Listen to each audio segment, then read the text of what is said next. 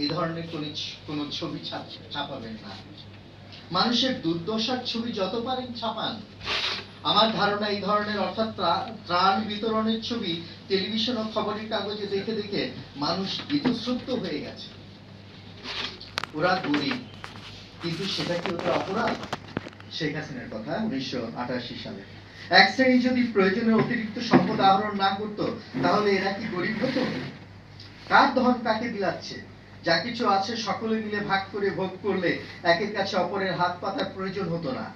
ওদেরই সম্পদ লুট করে সম্পদশালী হয়ে আবার ওদেরই দুর্দশার সুযোগ নিয়ে সাহায্য দানের নামে হাত তুলে দিয়ে ছবি ছাপিয়ে ব্যক্তিগত ইমেজ অথবা প্রতিষ্ঠা লাভের প্রয়াস আমি মানসিকভাবে কিছুতেই মেনে নিতে পারি না। আমার বিবেকে বাধে। আপনারা স্মরণ করতে পারেন কতদিন আগে থেকে শেখ হাসিনার এই মানসিকতা।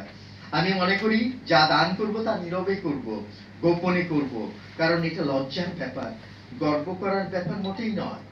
গর্ব করার মতো কাজ হতো যদি এই সমাজটাকে ভেঙে নতুন সমাজ গড়া যেত।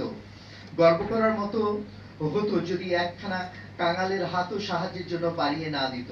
ফুটপাতে কঙ্কালসার দেহ নিয়ে ভিক্ষের হাত না বাড়াতে সেটাই গর্ব করার মতো হতো। যে স্বপ্ন আমার বাবা দেখেছিলেন সেদিন কবে আসবে, সেই প্রশ্ন করেছিলেন 1988-এ। আমার অনুরোধ আপনার কাছে, সেই ছবি ছাপাবেন না যে ছবি হাত বাড়িয়েছে সাহায্য চেয়ে, আর সেই হাত কিছু তুলে দিচ্ছি ক্যামেরার দিকে তাকিয়ে। অনেকেই তুলে থাকেন। আমার বড় অপরাধী মনে হয় নিজেকে। লজ্জা হয় গরিব মানুষের কাছে মুখ দেখাতে। আমরা সমাজে বাস করি, দুবেলা পেট পুড়ে খেতে পারি, ভালোভাবে বাঁচতে পারি, কিন্তু ওরা কি পাচ্ছে? ওদের নিয়ে এই ধরনের উপহাস করা কেন? ওরা বরদাস্ত করবে না, একদিন জেগে উঠবেই, সেদিন কেউ রেহাই পাবে না। আমার অনুরোধ, আশা করি রাখবেন। শুভেচ্ছান্তে শেখ হাসিনা, 9/10/1988।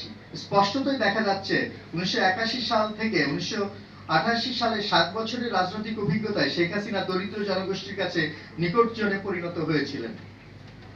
অথচ 17ই মে তার দেশে ফেরা ছিল অতি সাধারণ, কারণ সেভাবেই তিনি দেশের জনগণের সামনে দাঁড়াতে চেয়েছিলেন। সেদিন তিনি এক বৃহৎ শূন্যতার মাঝে এসে দাঁড়িয়েছিলেন। এদেশে তার ঘর নেই, ঘরের আপনজন কেউ নেই, তাই সারা দেশের মানুষ তার আপন হয়ে উঠল। তিনি ফিরে আসার আগে 6 বছর স্বৈর শাসকরা বোঝাতে চেয়েছিলেন তারাই জনগণের মুক্তিদাতা, কিন্তু সাধারণ মানুষ ক্ষণে ক্ষণে জেগে উঠেছিল, বিচার দাবি করেছিল জাতির পিতা বঙ্গবন্ধুর হত্যাকাণ্ডের। সেনা শাসকের হাতে ক্ষমতা কুক্ষিগত থাকায় জনগণের শাসনের দাবি নিয়ে রাজনীতির মাঠে রাত দিনের অক্লান্ত কর্মী হয়ে উঠেছিলেন শেখ হাসিনা। তিনি নেতা, কিন্তু তারও বেশি তিনি কর্মী, কারণ দলকে ঐক্যবদ্ধ করা, বঙ্গবন্ধু ও তার শাসনকাল সম্পর্কে অপপ্রচারের সমুচিত জবাব দেওয়া, পাকিস্তান ও অন্যান্য দেশের ষড়যন্ত্র মোকাবেলা করা তার